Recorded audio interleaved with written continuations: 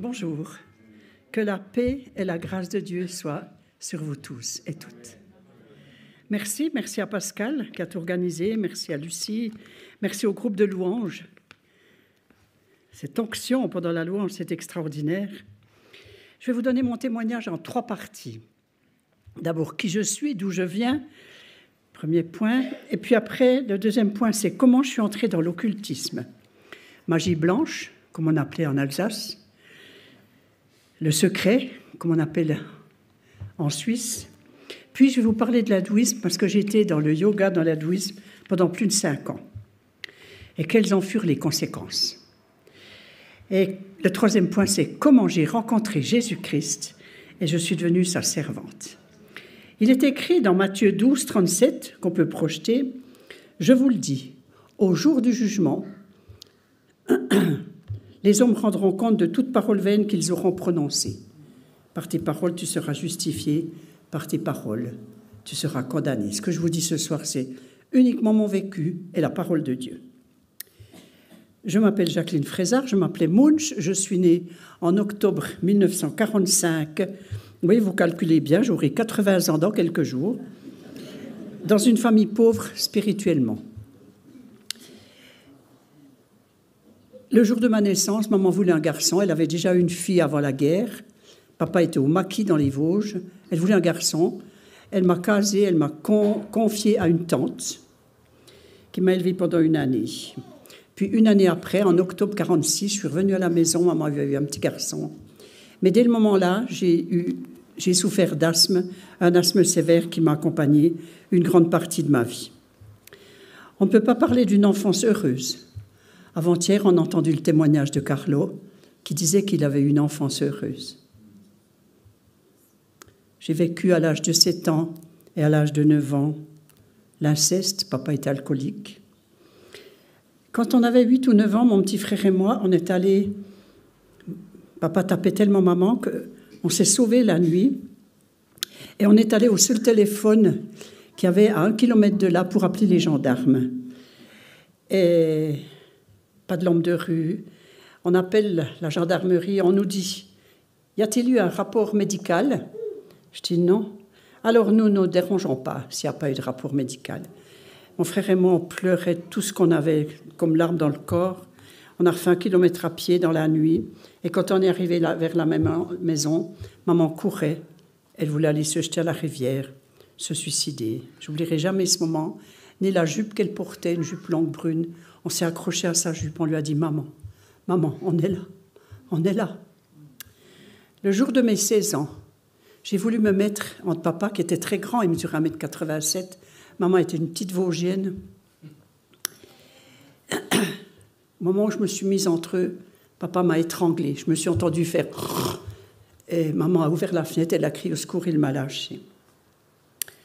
J'ai eu la chance, comme j'étais bonne élève, de partir dans un internat, collège et lycée, parce que dans la région, on n'avait que des usines textiles et à 14 ans, les gosses allaient à l'usine.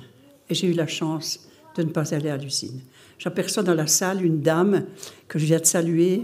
Elle m'a touchée. Elle vient du village de mon papa, de Krut, en Alsace. Ça me touche que tu es là. Pouf. Ma sœur est venue travailler dans les Franches-Montagnes.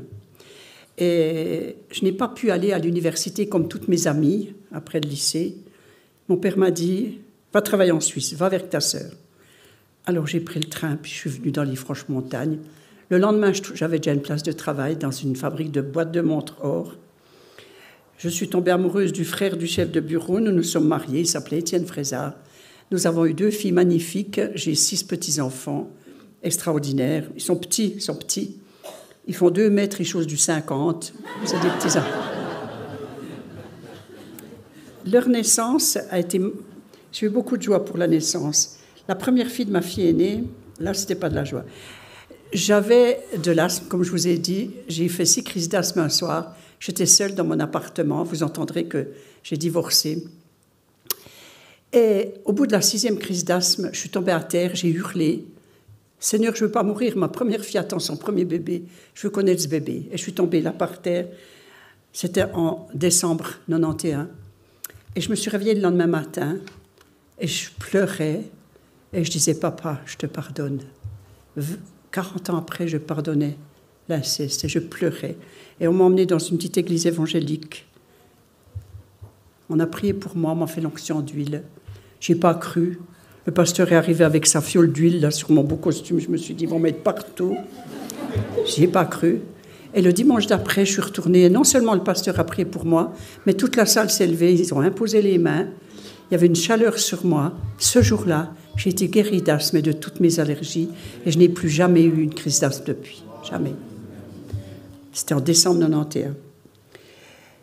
Le premier fils de ma fille est né. C'est trop beau, j'y pensais ces jours. Elle me dit, elle habitait la maison à côté de moi. Elle me dit, maman, je t'emmène quelque part. Elle m'emmène à l'hôpital Adlémont. Elle m'emmène chez son gynécologue.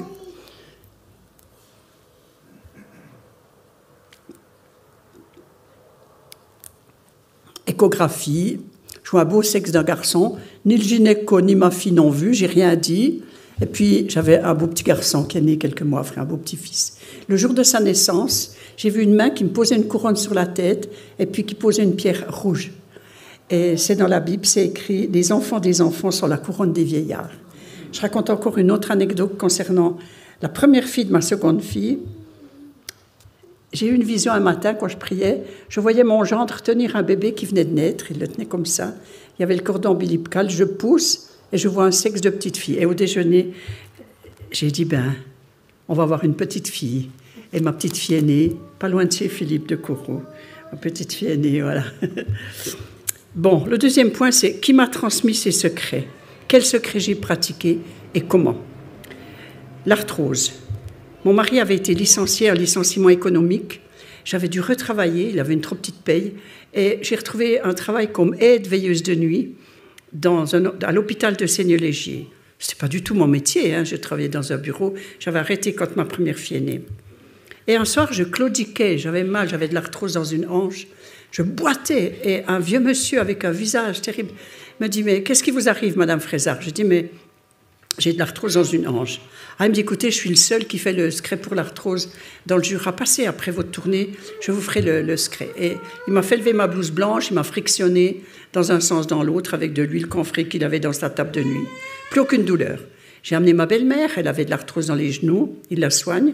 Puis la deuxième fois que j'emmène ma belle-mère, il lui dit « C'est votre belle-fille qui a des dons. Jacqueline a des dons, je vais lui donner mon scré. » Sans que je ne demande rien, il me fait m'asseoir sur son lit et il me donne une prière. Il m'a dit « Ça se fait en vieille lune, vous devez invoquer un ange, mais vous n'acceptez ni merci ni argent. » Alors je rentre à la maison, j'étais toute contente. Je vais voir ma sœur qui tenait un restaurant. Et puis je lui dis, tu te rends compte, on m'a donné un scré, mais je vais pouvoir aider des gens, mais c'est extra. Son mari était là, Jackie. Il me dit, t'as un scré tel quel? J'ai dit, mais j'ai le scré contre l'arthrose. Oh non, il n'y en a qu'un dans le Jura qui a ça, c'est le diable des Breleux. Je lui dis, c'est monsieur tel et tel. Oui, on l'appelle le diable des Breleux, t'as déjà vu sa tête? Mais il est célibataire, c'est pour ça qu'il t'a donné le scré. Moi j'ai un autre scré, je t'en donne un. Et il me donne le scré des verrues, j'avais rien demandé. Avec les verrues, je devais frictionner les mains avec une couenne de lard, faire ça aussi en vieille lune. Et je devais prier une sainte. Et ça marchait. Et les enfants étaient guéris. Et l'arthrose, il n'y avait plus pendant 3 mois. Au bout de 3 mois, les gens devaient revenir. J'ai commencé donc de pratiquer. Et puis un jour, nous étions avec la famille, et plus une grande partie de la famille Frézard. Mon mari avait une grande fratrie, ils étaient 9. Et on était dans un restaurant dans un village qui s'appelle Les Enfers. Ça ne s'invente pas. Et à côté, il y avait une table ronde et il y avait un jeune homme qui disait « Moi, j'ai un livre, personne ne peut le lire, c'est un grimoire. » Il me dit « Toi !» Il me le tend. Alors moi, je l'ouvre vite, je regarde « Secret contre les brûlures ». Je l'assimile, il me dit « Retour ». J'avais eu le temps d'assimiler le secret contre les brûlures. Il se fait principalement par téléphone, en parlant au feu de l'enfer. J'en dis pas plus, c'est grave. J'invoquais le feu de l'enfer, mais ça marchait immédiatement. Et je me souviens d'un neveu, le fils de mon frère, qui travaillait qui était apprenti à l'hôtel Moureau, à la Chaux-de-Fonds, Et il se brûlait sans arrêt. Marraine, je me suis brûlée. Alors je dis, tourne le dos au soleil, je vais te faire le secret. Je le faisais en silence. Il était guéri, mais il se brûlait sans arrêt. Et un jour, après avoir rencontré Jésus, un jour j'ai dit, écoute Eric, moi je ne fais plus le secret, hein, c'est fini. Il ne s'est plus jamais brûlé depuis 1991. C'est fou, hein? Un ami, Maurice Ray, m'avait donné une prière. C'est une dame dans sa région qui amenait toujours son petit enfant chez un guérisseur. Et le guérisseur lui avait dit, voilà, il y a une prière ici que vous mettrez au cou de votre petit garçon, mais défonce d'ouvrir ce sachet. Et l'enfant étant toujours plus malade, la maman a ouvert le sachet, c'était écrit « Par les portes de l'enfer, avec toute la puissance de la trahison de Judas, renie ton Dieu. » Dans un de mes secrets, il y a des mots de ça. Une autre prière que m'a donnée un couple qui vient de Belfort. Dans le territoire de Belfort, on n'appelle pas le secret, on appelle les barreurs. T'es malade, va te faire barrer. En Alsace, on appelle la magie blanche, parce que je suis la 4e génération d'une arrière-grand-mère qui pratiquait la magie blanche en Alsace. Et ce couple de Belfort me dit, voilà, c'était le même cas. Un guérisseur avait donné une prière à mettre dans un sachet autour du cou d'un enfant, et c'était écrit « Satan, guéris son corps et prends son âme ». Il y a eu des conséquences. Conséquences tout de suite sur notre couple, la vie de couple, toujours plus triste. J'étais toujours plus asthmatique. J'avais des présences noires la nuit qui me faisaient trembler. Je ne pouvais plus dormir jusqu'au lendemain. Mon mari ronflait, il n'entendait rien. Moi, j'avais peur, j'étais paniquée. Je tombais dans un début de dépression et nous avons divorcé après 20 ans de mariage. J'ai analysé la malédiction dans la famille de mon arrière-grand-père. Mon papa m'en parlait souvent de sa grand-mère, la Fuxeli, on l'appelait. J'ai su qu'elle faisait ça parce qu'une fois, j'avais fait le secret à une amie en Alsace. Sa maman, qui s'appelait Maria, avait de l'arthrose dans le bras, dans l'épaule. Alors j'ai dit, mais Maria, je peux te faire une prière? Elle me dit, qu'est-ce que c'est que ça, Jacqueline? Je lui dis, mais c'est une prière secrète qu'on fait en Suisse.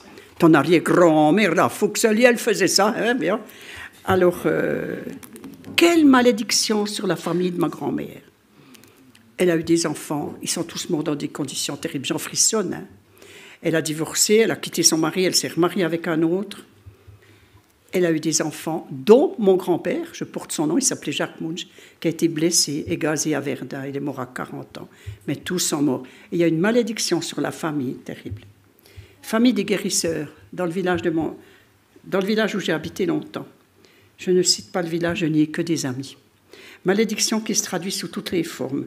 Dépression, pendaison, assassinat, mort violente, maladie héréditaire, stérilité, pauvreté sur plusieurs générations. Je n'invente rien, j'ai vécu ça, j'ai vu ça. C'est la première fois maintenant, aujourd'hui, que je décide de parler de ce que j'ai vécu dans l'hindouisme, le yoga. On nous fait croire que le yoga est une gymnastique douce, sans conséquences. J'ai vécu durant plus de 5 ans. Je pratiquais le yoga, la méditation transcendantale. J'avais un gourou hindou. En hindi, gourou se dit Gurudev. Ça veut dire maître. Il était devenu mon maître. Comment je l'ai rencontré? C'est un ami vosgien qui, voyant mes dents pour le soigner de l'arthrose par le secret, me proposa un jour d'écrire à ce gourou. Il me montrait ses lettres qui parlaient de peace, de love, d'harmonie. Et comme j'avais appris l'anglais au lycée, et puis après en Angleterre par la suite, et il m'a écrit pendant 1 année. Puis il est venu chez moi. Je suis allée chez lui. Il me donnait des cours de yoga. Quand j'ai divorcé, j'ai quitté mon mari, je suis partie à Dlémont. J'avais étudié toujours plus et j'étais cadre dans l'horlogerie et j'envoyais à ce gourou 700 francs par mois, il y a 40 ans. Il m'enseignait par des cassettes qu'il m'envoyait les postures de yoga, ainsi que sa philosophie hindoue. Et ces cassettes s'intitulaient « À la recherche de la vérité ». Je lisais les Védas, les Upanishads, qui sont les livres sacrés hindous. J'étais même décidée à aller, puisque j'avais le niveau d'aller à la Sorbonne, je voulais aller étudier le sanskrit. Mais heureusement, des gens priaient pour moi. Je mangeais végétarien, je vivais comme une ascète. Je m'éloignais de tout, je me coupais de toute vie normale. Je cherchais Dieu depuis le jour où j'ai perdu un garçon quand ma première fille avait 3 ans. Et d'être une ascète, je me croyais, excusez-moi, c'est la première fois que je le donne, je dois lire, je n'ai pas l'habitude, d'habitude ça coule tout seul. Plus j'étudiais ces livres, plus j'avais l'impression de ne rien savoir, de chercher, de tourner en rond. J'étais complètement perturbée. Il s'agissait de faire le vide quand on faisait du yoga, mais le vide, de quoi? Et qu'est-ce qui rentre quand on fait ce vide? Je devais réciter 99 fois par jour un mantra qui commençait par les prières hindoues, Om, etc. Cela me mettait hors du temps, hors de la réalité. J'étais comme sous un joug, et yoga en anglais se dit yog, qui veut dire joug. Durant les séances de yoga, chez moi ou chez lui, à l'autre bout du monde, je quittais parfois mon corps, je l'ai quitté 6 fois. La première fois, je me suis vue tout à coup monter, tout en blanc. Et je suis arrivée dans un endroit rempli d'êtres vêtus de robes blanches. Ils m'ont fait signe de redescendre.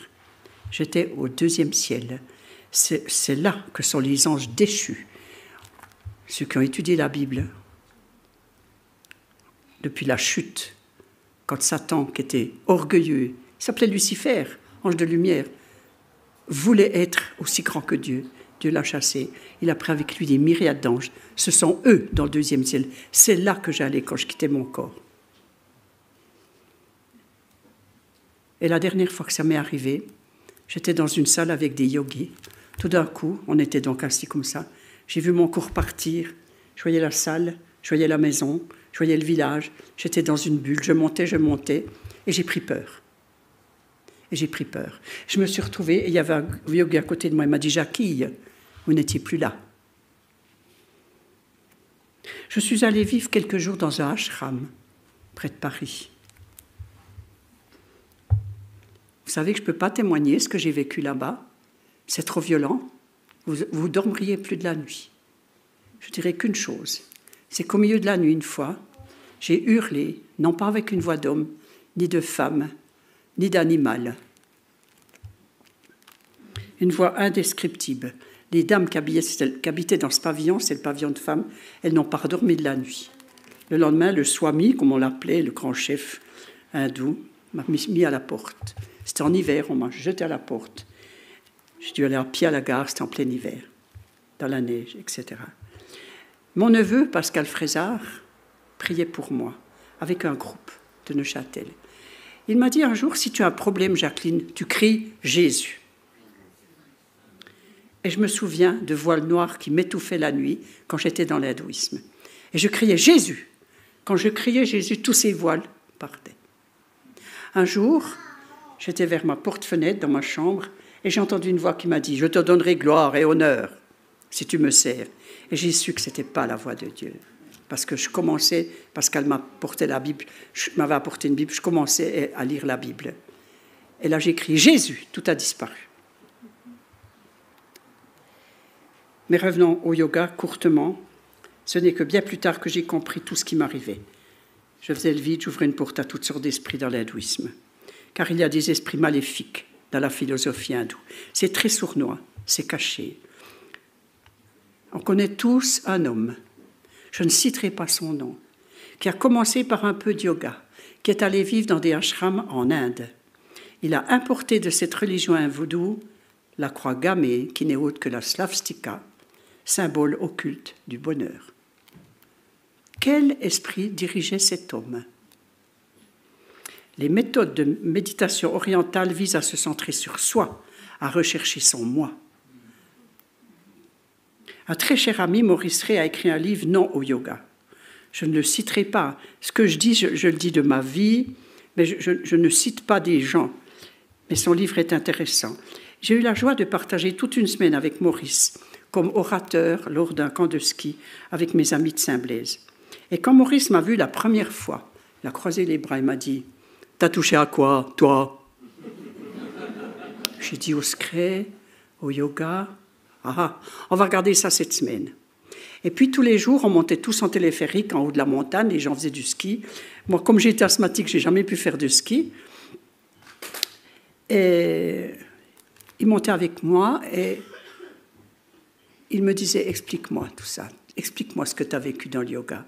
Et il me disait, ben, tu m'en apprends. Ben, tu m'en apprends. Aussi sur le secret, il ne savait pas tout ça. Il a attendu le dernier jour que tout le monde quitte le chalet où ils étaient pour prier pour moi. Je suis tombée à genoux. Je suis tombée à plat ventre. J'aurais aimé me mettre dans la terre tellement je me sentais sale de tout ce que j'avais vécu. Je finirai par cela. Savez-vous ce que Bouddha a dit avant de mourir? Je n'ai pas trouvé la vérité.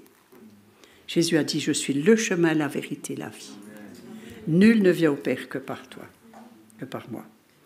Que pensez-vous de toutes ces têtes de Bouddha qu'on voit partout? Bouddha, c'était un prince hindou qui a créé lui-même une religion. Donc, je ne juge personne, je dis simplement, attention. Je ne voudrais pas finir mon message sans vous parler d'une vision que j'ai eue il y a quelques années. J'allais manger chez des amis à Saint-Blaise alors que je travaillais, j'ai quitté Delémont, j'ai travaillé à Neuchâtel, et j'allais manger chez des amis à la communauté de la Dîme, pour ceux qui connaissent. Et là, il y avait une dame âgée, Marinette, qui n'est plus de ce monde malheureusement, qui nous dit un jour à table, « Ah ben maintenant, on va faire du yoga chrétien. » On lui dit, mais ça n'existe pas, le yoga. « Ah si, notre monitrice, elle va nous faire du yoga chrétien. » On essaye de lui expliquer, elle ne voulait rien entendre. Elle habitait à Hauterive, on était à Saint-Blaise, je la prends dans ma voiture, et au moment où je la dépose à Hauterive, elle sort de l'auto, elle me regarde, puis elle me dit, « Oh, Jacqueline, malgré tout ce que tu as dit, moi je ferai du yoga chrétien. » J'ai vu dans chacun de ses yeux un serpent jaune qui me regardait, qui se moquait de moi. J'ai hurlé jusqu'à Neuchâtel. J'ai dit, « Seigneur, éclaire-la. » Et le soir à 9h, elle m'appelait. On ne m'appelle jamais. De 9h à 9h, on n'appelle pas Jacqueline Frézard, elle dort. Elle me demande pardon. J'ai dit, ah bon? Elle me dit, j'étais chez Jacques Février, le pasteur. Il m'a expliqué, oui, je ne ferai pas de yoga, je ne ferai pas. Comment j'ai eu la connaissance de Dieu? À l'âge de 4 années, à la recherche de Dieu, suite au décès d'un enfant, j'ai eu une révélation de Jésus. Mon neveu me parlait sans arrêt de Jésus. Et un jour, j'ai dit, Jésus, est-ce que vous existez? Est-ce que vous existez? Je lui disais encore vous. Et je vois une colline. Et sur cette colline, j'étais au pied de cette colline, il y avait une croix. Mais il n'y avait personne sur cette croix. Et tout à coup, à côté de la croix, il y avait Jésus qui me tendait les bras, qui était lumineux. Son visage était rempli d'amour, il était tout brillant. C'était que de l'amour. Mais il me souriait. Il ne m'a pas parlé. Je suis tombée à genoux. Et je disais, Jésus, Jésus, Jésus. J'ai demandé pardon pour mes péchés.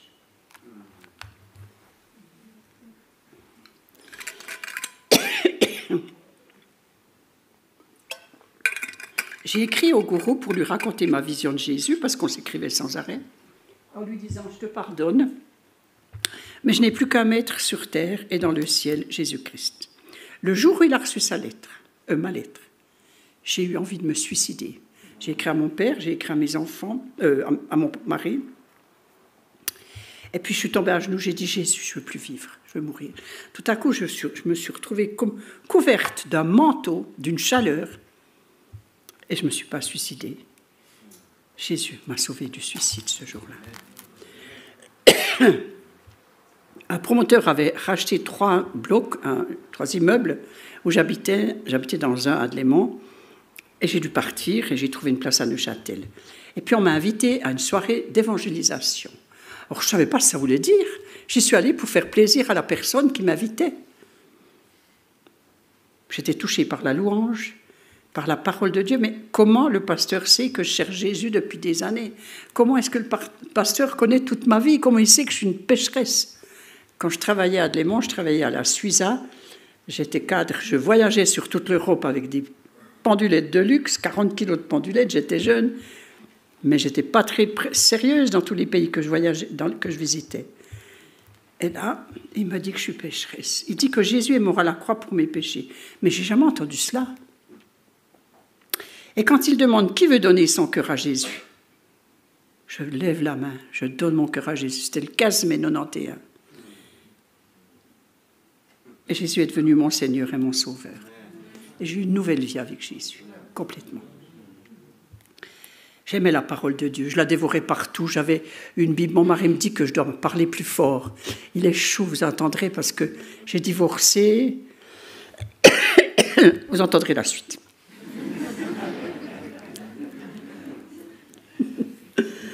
Oui, j'aimais la louange, malgré que je chantais faux. J'aimais l'intercession. J'ai dû avoir des délivrances par Maurice Ray. Je me suis fait baptiser pour témoigner publiquement de mon changement de maître. Mais pourquoi j'ai arrêté de pratiquer le secret? Tout simplement parce que j'ai découvert que Jésus est mort pour prendre toutes les maladies.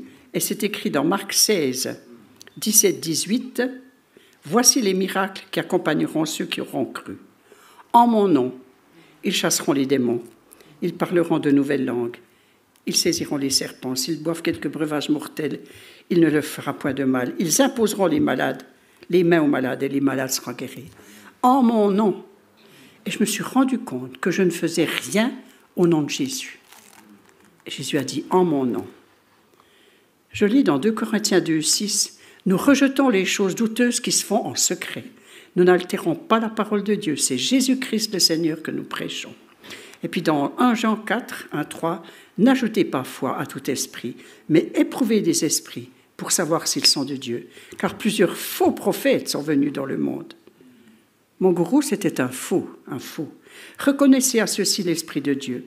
Tout esprit qui se déclare publiquement pour Jésus-Christ venu en chair est de Dieu. Et tout esprit qui ne se déclare pas publiquement pour Jésus n'est pas de Dieu. Il y a un seul médiateur entre Dieu et les hommes. Tu peux le mettre, c'est 1 Timothée 2, 5, 6. Car il y a un seul Dieu et aussi un seul médiateur entre Dieu et les hommes, Jésus-Christ homme, qui s'est donné en rançon pour nous. Enfin la paix, c'est écrit en tout gros sur mon livre. Enfin la paix, cette paix à laquelle j'aspirais depuis tant d'années, je la découvre enfin. Je ne la connaissais pas, cette paix. J'étais toujours agitée. Je cherchais partout, je cherchais Dieu. La vraie paix. Je lis la Bible sans arrêt, je chante sans cesse des louanges. Oh, on me prend pour une illuminée. J'ai même un gendre qui m'appelait la belle doche illuminée. Mais j'ai un jour regardé le dictionnaire et illuminé veut dire qu'il a reçu une grande lumière. Jésus est la lumière du monde. Amen. Je me souviens, j'avais une fois donné mon témoignage, c'est pas écrit ça, à Radio Fribourg. Et c'était une sœur catholique, Marie-Pierre, elle s'appelait. Elle était venue écouter mon témoignage la veille dans une soirée de dames. Et puis, elle m'a interviewée à Radio Fribourg. À un moment, on enlève les casques, puis elle me dit « Vous n'êtes pas un peu illuminée, Jacqueline? Vous parlez que de Jésus. » Et je lui dis « Mais illuminée veut dire car c'est une grande lumière. » Oui, vous avez raison. Je suis illuminée. Conséquence de mon engagement avec Dieu, ma vie change complètement. Toute ma famille est touchée. Je suis guérie d'asthme et d'allergie. Mon ex-mari donne son cœur à Jésus et me redemande en mariage. J'en fais une crise cardiaque. Mais je ne voulais pas le remarier, Fréza. Non. J'étais bien, je voyageais partout, je faisais ce que je voulais. Alors j'ai fini à l'hôpital à Delémont et le cardiologue me dit « Madame Fréza, on va vous mettre au Noirmont dans cette maison pour les cardiaques. » Ah, j'ai dit « C'est super. Je connais toutes celles qui travaillent là, c'est super. » Alors il me répond « Non, non, Madame Fréza, vous êtes beaucoup trop bavarde, on ne peut pas vous mettre là, vous seriez trop fatiguée ou vous ne seriez pas guérie. » Et on m'a mis à Bethel à Orvin. Parce que Bethel, c'était à la fois une maison de retraite, une maison de repos, et puis il y avait des bétons. Et quand je suis arrivée là, puis que j'ai vu ces 3 classes, ils étaient plus de 20 par classe. Oh, j'étais impressionnée, j'aurais aimé être avec eux. Et j'ai appris qu'il y aurait une dernière journée dévotionnelle avec le pasteur Michel Renevier. Et j'ai demandé au directeur Jean Blanc si je ne pouvais pas me faire toute petite au fond de la salle. Et il a accepté. Je me souviens de rien de ce qu'a dit Michel Renevier, sauf à la fin, il nous dit « Fermez les yeux, franchissez le parvis céleste ». Je ne savais pas ce que ça voulait dire, moi. « Franchissez le parvis céleste ». Il a dit 3 fois. Et je me suis retrouvée comme ça. Je ne peux pas ouvrir les yeux quand je raconte. Je me suis vue en face d'un parvis, et j'étais là. C'était en mai 93, et j'avais déjà donné ma vie à Jésus en mai 91, j'avais déjà demandé pardon pour mes péchés. Et là, je disais dans mon cœur, je ne disais pas tout, je disais dans mon cœur, je n'ose pas entrer, je suis trop impure. Et j'ai entendu une voix qui m'a dit, « Jacqueline, mon sang a coulé à la croix pour toi, tu es propre maintenant, entre. »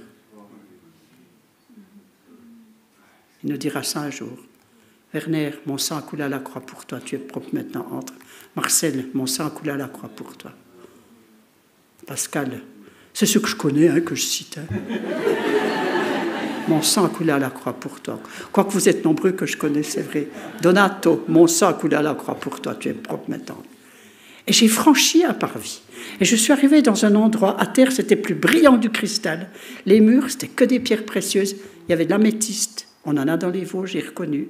Mais surtout, j'étais enveloppée d'un amour incroyable. Je savais qu'au fond, il y avait un trône. Avec mon caractère d'Alsacienne, là, j'ai voulu aller vers ce trône. Mais on ne peut pas voir Dieu. J'ai fait 3 pas. Et tout d'un coup, j'ai entendu pleurer dans la salle, devant moi. Il y avait un élève qui pleurait. Mais ce jour-là, j'ai su que quand on arrivera vers Jésus, il nous reconnaîtra. Et voilà. Ces élèves d'Ibeto me faisaient envie. J'ai fait 1 année, élève d'Ibeto, à temps partiel. Puis j'ai remarié mon ex-mari après 10 ans de divorce. Et comme j'habitais à Neuchâtel et lui dans les Franches-Montagnes, je n'avais pas envie de remonter là-haut dans la neige. On est allé habiter à Basse-Cour où habitait une de nos filles. Après 17 ans de mariage, mon mari a rejoint le Seigneur et j'ai été veuve pendant 13 ans. Je témoigne partout que Jésus est vivant, en Suisse, en France, au nord, Strasbourg, Mulhouse, au sud, Valence, à l'est, à l'ouest, en Bretagne à l'ouest, au centre, à Dijon, à Beaune. Je me souviens, quand j'étais à Beaune, il y a peu de temps, il y a quelques années, des amis j'avais pu témoigner à plusieurs places, puis ils avaient pu louer une salle paroissiale. Et le curé voit le flyer. Et sur cette flyer, il y avait ma photo. Le curé, il leur dit à mes amis, je vais aller écouter cette mamie. Alors il est venu écouter la mamie. Et à la fin, mes amis lui disent, alors monsieur le curé, c'est pas un enfant de cœur, cette dame. Elle a plus de foi que moi. Et il passe là au bord, puis je dis, alors monsieur le curé, ça vous a plu? Vous avez la foi qui renverse les montagnes, vous. Je dis, c'est comme ça qu'on m'appelle. Eh bien, vous avez la foi. Et puis il est parti boire son verre. Je vous le raconte. J'apporte aussi le salut volontiers à des personnes âgées. J'ai comme un feeling... À Saint-Brieuc, on va voir une dame qui était la tante de mes amis. Puis à côté, il y avait une grand-maman qui était triste, qui avait un visage triste. Je lui dis, ça va, madame? Non, ça va pas. Je lui dis, mais vous avez la foi? Oui, mais je comprends pas. Je comprends, mon fils m'a donné une Bible, mais je comprends rien. Je lui dis, mais vous croyez en Jésus? Ben oui. Puis vous croyez qu'il est mort pour vous? Ben oui. Puis vous croyez qu'il a porté tous nos péchés? Ben oui. Je lui dis, mais on va faire une prière, je vais vous aider. Vous êtes d'accord qu'il rentre dans votre cœur ce soir? Ben oui. Et puis elle a demandé pardon pour ses péchés, et ça me fait tout frissonner, je la vois encore. Son visage était transformé. Transformé. À Beaune aussi, je dormais dans une ferme, la ferme des patates, ils appelaient, parce qu'ils cultivaient plein de patates. Et mon ami chez qui je dormais, j'avais témoigné un soir à Dijon, elle me ramène à la maison, et elle me dit, demain matin, je vais aller voir ma maman dans un EHPAD. Tu viens avec? Je dis, mais volontiers. À quelle heure? 9h. On était rentrés à minuit depuis Dijon. Je dis, d'accord, on ira.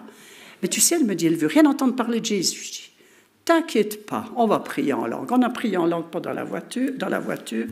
Et puis on arrive vers cette dame, elle était seule dans sa chambre. Elle lui dit, je te présente une amie de Suisse, Jacqueline. Ne me regarde pas. Elle lui dit à sa maman, la fille, je range tes affaires là. Et puis, moi je voyais bien qu'on ne m'accueillait pas. Je me mets à chanter. Et j'ai une voix basse, « Oh, la paix que Jésus donne ». Et là, je n'ai pas compris ce qui m'est arrivé. Je chantais, « Oh, la paix que Jésus donne ». Et ça a duré, je ne pouvais pas m'arrêter. Je chantais. J'en frissonne encore. Je vous regarde, vous riez, vous êtes chou là, vous êtes beau. Et puis tout à coup, elle dit, « Mais est-ce que c'est beau ?» Mais continuez. Je chantais tous les cantiques que je savais, mais une octave au-dessus. Puis je dis, vous croyez en Jésus? Ben oui, moi je suis catholique, je crois en Jésus. Vous savez qu'il est mort à la croix? Oui, j'y crois. Et puis, vous êtes d'accord qu'on demande pardon ensemble pour nos péchés? Eh ben oui. Et puis qu'il rentre dans votre cœur? Eh ben oui. Quelques années après, sa fille m'appelle, Jacqueline. Ma maman vient de mourir, elle avait plus de 93 ans. Mais depuis le jour où tu es venue, elle avait fini avec sa dépression. Elle était d'une gaieté incroyable pendant des années. Ça vaut la peine de dire, vous croyez en Jésus? Ben oui, voilà. Une autre à Porrentruy, il faut que je vous la raconte parce qu'elle est belle, cette histoire.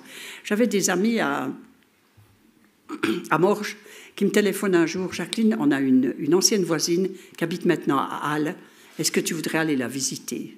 Elle est en fin de vie. J'ai dit d'accord. Je prends un gros bouquet de fleurs qui était dans mon salon. Me voilà partie. Pas de prière, rien du tout. J'ai eu du mal de trouver sa maison à Halle. Et quand j'arrive, je sonne. Il y a un couple d'une 50aine d'années qui m'ouvre la porte. Peut-être que je dépasse un peu le temps. Ça vaut la peine d'entendre ça, vous verrez. Et au moment où je me présente, je dis, je m'appelle Jacqueline Frézard, je viens de Basse-Cour, je viens saluer votre maman de la part de Madame de Mouret de Morges. Et j'entends, je ne vais recevoir personne. Poum, il me ferme la porte au nez. J'étais là toute con avec mon bouquet de fleurs. Halle, c'est tout près de Porrentruy. Ma sœur habitait à Porrentruy. Je vais chez ma sœur Huguette, je lui dis, regarde, j'ai un bouquet de fleurs pour toi. Puis je lui raconte l'histoire, bien sûr. Elle me dit, écoute, c'est mardi, ce soir on a la prière dans l'église, on va prier pour cette dame. Reste vers moi, on va souper ensemble, téléphone à ton mari que tu rentres pas. Ah voilà, on a prié pour cette dame.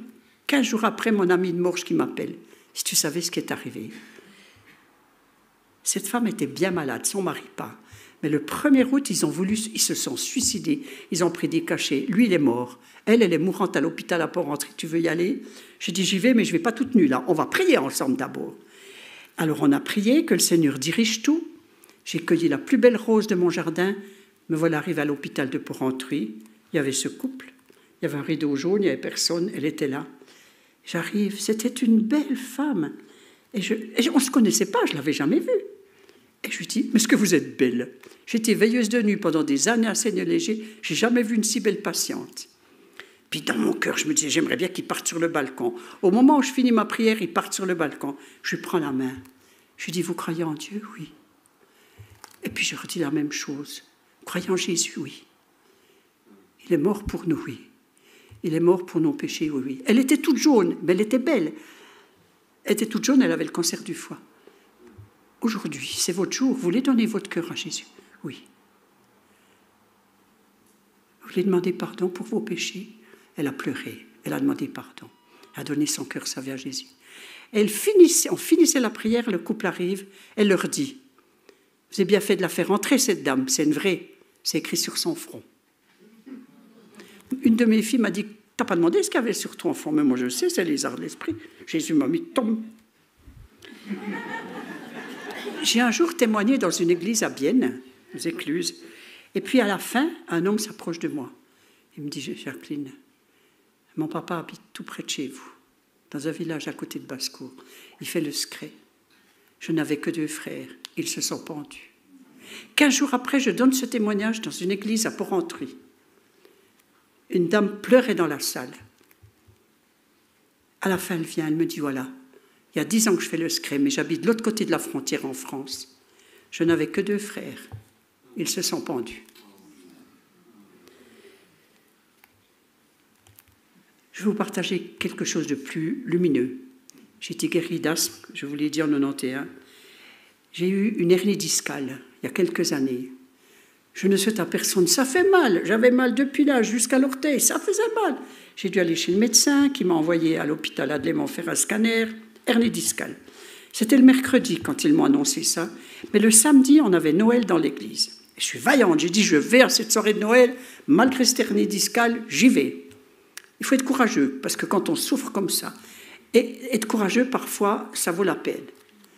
Et pendant la louange, avant la soirée de Noël, on chantait, tout d'un coup, je sens 2 mains ici, où j'avais mon hernie. Et c'était chaud. Et ça durait longtemps. Je me retourne, personne. Et je vois un des 2 pasteurs, Alain Gerber. Je vais vers Alain, je lui dis, t'as prié pour moi? Alain me dit, oui. Le Seigneur m'a dit de t'imposer mes mains là. Vous savez que j'ai été guérie de mon hernie discale. Ce jour-là, je n'ai pas dû être opérée. Il y a 5 ans, un mois avant mes 75 ans, mon médecin m'annonce que j'ai une leucémie. Il me dit, c'est ta vie. C'est pour toute la vie. Le jour de mes 75 ans, j'invite mes filles, puis je leur dis, voilà, j'ai une leucémie. Vous pleurez pas? Je leur dis, elles me disent, non, non, depuis le temps que tu nous dis que tu as trop de globules blancs, nous on a regardé sur Internet, on savait que tu avais une leucémie. Et puis, puis j'ai crié à Dieu et je me suis approchée dans l'église pour qu'on me fasse l'onction d'huile, pour qu'on prie pour moi, qu'on me fasse l'onction d'huile. Mais j'ai une amie de basse-cour, Myriam, elle s'appelle. Le dimanche d'avant, elle ne savait pas. Le dimanche d'avant, elle s'approche, elle avait ce qu'on appelle une parole de connaissance. Elle dit, j'ai une parole pour Jacqueline. Je n'étais pas dans la salle. Je vois que le sang de Jésus coule en goutte à goutte pour purifier le sang de Jacqueline. On m'a fait l'onction d'huile. Et puis, Myriam, on s'appelait le matin, on priait. Et puis un jour, elle me dit, mais je ne prie plus pour toi, t'es guérie. Je dis, quoi? T'es guérie, Jacqueline. Fais un contrôle. J'ai fait un contrôle du sang. Le docteur m'a dit, je n'y comprends rien, Madame Frézard. Vous n'avez plus de leucémie, vous êtes complètement guérie. Alléluia. On peut applaudir Jésus. Hein?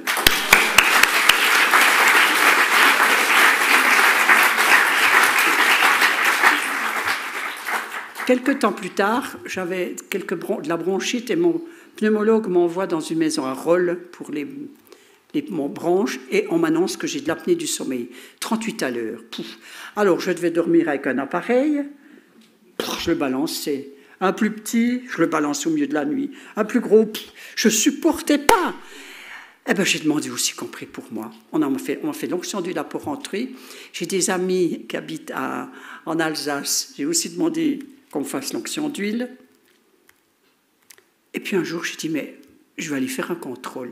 Alors, il m'a mis un harnachement toute la nuit pour voir où j'en étais avec cette apnée du sommeil. Et il m'a téléphoné le lendemain. Madame Frézard, je n'y comprends rien. Vous êtes guérie, vous n'avez plus besoin de ces appareils. Alléluia. Maintenant, la cerise sur le gâteau. Je vous ai dit que j'ai remarié mon mari après 10 ans de divorce, qu'il est décédé. J'étais donc 13 ans veuve. Un jour, je donne mon témoignage à Reconvier, à l'Halle des spectacles. Il y a un couple d'une 60aine d'années qui vient me saluer, me dire « Votre témoignage nous a quittés, nous a touchés. On aimerait de vos intercesseurs. » Et c'est comme ça qu'un jeune homme de 75 ans, un petit peu moins quand même, c'était il y a 20 ans, 65 ans il avait, est devenu mon intercesseur avec son épouse. Mais ce n'était pas avec lui que j'avais contact, c'était avec un autre ami, Fritz Leuenberger, et ils font partie d'un groupe d'hommes qui prient, qui jeûnent. Il y en a 2 ce soir ici, tous les vendredis. Ils ne mangent pas, ils prient. Et ils ont prié pour moi. Et chaque fois que j'avais des conférences, en 2017, j'en ai donné 37 un peu partout, comme je vous ai dit, ils priaient pour moi. Puis un jour, Fritz me dit, écoute, il faut prier pour Werner, son épouse est bien malade. Alors je leur écrivais à Werner et à Rosemarie, son épouse. Et puis un jour, il me dit, tu sais, elle est décédée, prie pour Werner, il n'est pas bien, il est mal. Alors j'écrivais à Werner, je prie pour toi, Werner, enfin voilà, mon frère. Et puis un beau jour, j'ai invité mes intercesseurs à manger. J'ai acheté un beau gâteau. J'ai dit à Werner de s'asseoir en face de moi, on s'écrivait. Ça, je peux le raconter avec ce gâteau. C'était écrit « Joyeux anniversaire, Werner ». Alors j'ai dit « Je vous partage le joyeux ». Mais le Werner, je le croque toute seule. Et elle me dit « Si tu croques Werner, tu le croques tout entier ». Je me suis sauvée à la cuisine, j'étais rouge comme une tomate. Et nous nous sommes remariés après 3 ans, hein? Non, il y a 2 ans. Il y aura 2 ans, dans quelques jours, on s'est mariés le jour de mes 78 ans. Voilà, on aura 2 ans de mariage et puis 80 ans. Voilà. Et on s'aime. J'avais une de mes petites filles avant hier qui était chez moi, et puis je l'ai conduite quelque part en voiture, puis elle me dit en rentrant « Oh, mais comme tu parles de Werner, mais Nani, t'en es amoureuse, hein, de ton Werner ?» Ben oui. Je suis amoureuse de Werner, il a été ancien dans une église.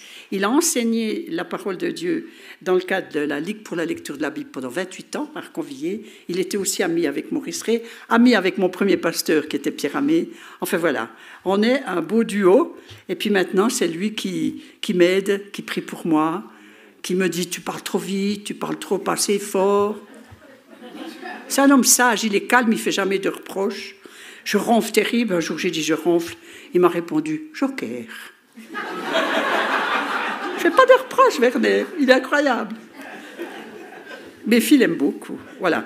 Maintenant, je sérieusement, je veux dire, toute personne qui a pratiqué le scré ou toute autre forme d'occultisme ou à qui on a imposé les mains en faisant le scré doit arrêter de pratiquer ces scrés, demander pardon à Dieu pour ses péchés et qu'un serviteur de Dieu prie pour elle et libère au nom de Jésus. Seul Jésus libère, sauve, purifie, guérit. Seul Jésus. Elle l'a dit, notre sœur. Et je finis mon message en vous parlant d'un paysan qui habitait dans les Biou, dans le canton de Vaud, qui habitait au Biou. J'avais donné mon message dans une très grande salle. C'était rempli, il y avait plusieurs églises qui avaient organisé cela. Et il y avait eu des gens qui avaient donné leur cœur à Jésus. Et tout à coup, à la fin, arrive un grand monsieur, grand comme moi, mais avec des mains. Il me dit, voilà, vous êtes une fille de la montagne, vous, j'ai confiance en vous. Moi, je fais le scram et vache, mais j'arrête aujourd'hui. Il faut me libérer. J'ai dit, oui, vous avez donné votre cœur, votre vie à Jésus. Je n'ai pas besoin de ça, moi. Libérez-moi, puis plus vite que ça. Puis je lui dis, on peut vous libérer, mais un esprit partira. Et 7 autres viendront. Est-ce que vous avez la paix, monsieur? Il me dit, non. Vous êtes malade? Il me dit, oui, j'ai la polymyosite. J'ai une larme qui coule. Mon mari était mort de la polymyosite. Et je lui montre alors les versets qui sont en tout gros. Je dis, venez voir, on va regarder ensemble. Le fait du péché, tous en péché sont privés de la gloire de Dieu. C'est dans Romains 3, 23. Les conséquences du péché, le salaire du péché, c'est la mort. Et il lisait avec moi, le don gratuit de Dieu, c'est la vie éternelle en Jésus-Christ. Le péché porté par Jésus, mais Dieu prouve son amour avec nous, en ce qu'on était, encore des pécheurs, Christ est mort pour nous. Et je lui explique tous les versets du salut. L'assurance du salut, 1 Jean 5. Dieu nous a donné la vie éternelle, cette vie est dans son Fils.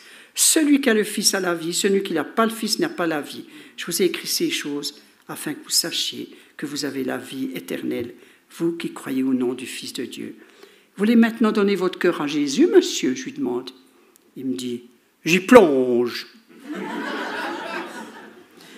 Mais vous savez quoi? C'était en 2017. Et il y a quelques mois, une amie qui habite par là-bas me téléphone. Elle me dit, Jacqueline, si tu savais quelle visite j'ai eue cet après-midi, c'était un dimanche après-midi, un couple pastoral s'occupe d'un paysan des Biou qui a donné son cœur lors d'une soirée d'évangélisation avec Jacques Frézard. Il est encore en vie, et non seulement ça, mais sa femme est venue à Jésus, et ce pasteur et son épouse leur enseignent la Bible. C'est beau! On applaudit Jésus. S'il y a dans la salle aujourd'hui des personnes qui n'ont encore jamais fait cette démarche, d'ouvrir leur cœur à Jésus, de lui donner leur vie, de le reconnaître comme leur Seigneur et Sauveur, c'est votre jour. Dieu vous appelle, c'est votre jour. Il vous aime tant. On est inondé de l'amour de Dieu. Si je donne tant d'amour à Werner, s'il m'en donne tant, ça vient de l'amour de Dieu. Ça vient de l'amour de Dieu. Parfois, je me réveille, il est en train de poser sa main, il est en train de me bénir. Il y a un amour de Dieu qui est sur nous, quoi. J'en tremble. Nous savons qu'il y a 2 mondes. Le camp des ténèbres, où j'étais. Que de misère. Que de misère dans le village de mon mari, que de misère. Et puis il y a le royaume de la lumière, où Jésus règne. Choisissons notre camp, le royaume de la lumière. Il y aura des conséquences éternelles.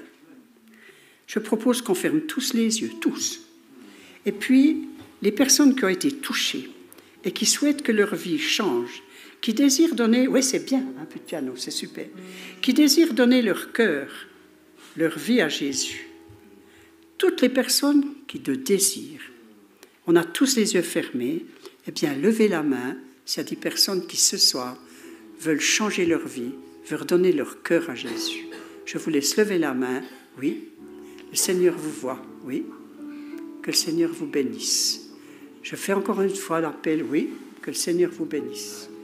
C'est votre jour. Le Seigneur vous bénit. Restons les yeux fermés, chacun est libre. À la fin, on priera pour vous. Vous pouvez baisser votre bras. Vous pouvez baisser votre bras. Oui. Je vais faire une prière. On peut rouvrir les yeux. Cette prière, ceux qui ont donné leur cœur à Jésus peuvent la faire, mais aussi tous. C'est comme si on s'engage ou on se réengage vers Jésus. Alors, je fais la prière gentiment. On est en Suisse, on parle gentiment, mais je ne me moque pas, hein, je suis suissesse depuis tant d'années. Je vais prier et on peut répéter après moi. Seigneur Dieu, le Créateur du ciel et de la terre. Je crois en toi. Je te demande pardon pour mes péchés. Osez parler fort, hein, osez parler fort. Je crois que ton Fils Jésus-Christ est mort sur la croix, que son sang a coulé pour me laver de tous mes péchés et pour porter toutes mes maladies. Je crois qu'il est ressuscité des morts. Je te demande aujourd'hui d'entrer dans mon cœur comme mon Seigneur et mon Sauveur. Je te donne ou je te redonne ma vie. Lave-moi de tous mes péchés. Libère-moi dans le nom puissant de Jésus. Voilà. Mon mari a l'habitude, mon premier mari aussi, je me réveille toutes les nuits vers 2-3 heures. Je me lève, je m'habille un peu, je prie, j'écris. Et tout récemment, voilà ce que j'ai écrit. Le Seigneur me donne parfois des mots. Je vous le donne, vous retenez ce qui est bon. Réveillez-vous, mes enfants. Unissez-vous, je veux l'unité de mon peuple. Un peuple saint, préparez-vous. Purifiez-vous, je reviens bientôt. Je viendrai chercher une épouse pure, sanctifiée. La moisson est grande et les ouvriers dorment à côté. Réveillez-vous, ne dormez plus comme les vierges folles. Voilà. Frères et sœurs, que la grâce et la paix de Dieu soient sur vous, que Dieu vous bénisse infiniment. Je vais me tenir un peu à table pour dédicacer mes 2 livres. Le premier livre, c'est Magie blanche. Je sais qu'il y en a qui les ont déjà. Le secret et après. Un pasteur me dit, ce n'est pas un livre, ça. C'est un outil que tous les pasteurs devraient avoir pour savoir ce qui se cache derrière le secret. Et puis le deuxième livre, c'est Ma vie avant et après. Il y a 100 jours, ma vie avant. On peut pleurer. Et il y a 100 jours, ma vie après. On peut rire. Il y a des belles choses dans mes livres. Le troisième livre, malheureusement, il est fini, mais il n'est pas encore. Il est chez l'éditeur. Peut-être que je serai obligée de revenir pour vous le présenter. Mais que Dieu vous bénisse, frères et sœurs. Au nom de Jésus. Amen.